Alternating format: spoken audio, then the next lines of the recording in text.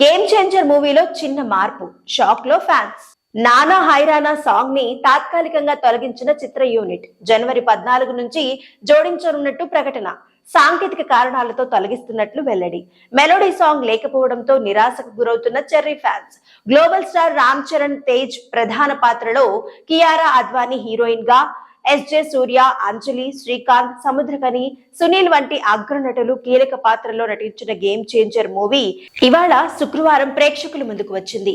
ప్రపంచ వ్యాప్తంగా రికార్డు స్థాయి స్క్రీన్లపై విడుదలై మిక్స్డ్ టాక్ తో దూసుకెళ్తోంది.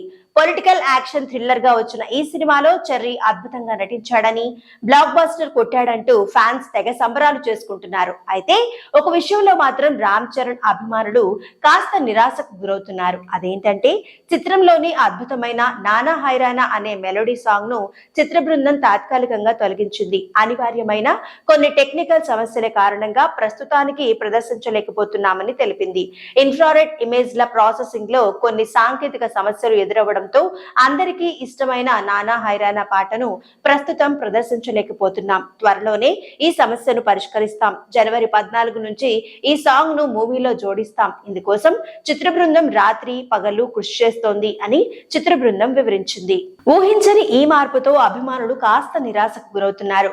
యూట్యూబ్ లో కోట్లాది వ్యూస్ తో అలరించిన పాట సినిమాలో ప్రస్తుతానికి లేకపోవడంతో చెర్రీ ఫ్యాన్స్ సూరుమంటున్నారు. అయినా ఏం పర్లేదు, జనవరి 14 నుంచి థియేటర్లలో ఎంజాయ్ చేస్తామని చెబుతున్నారు.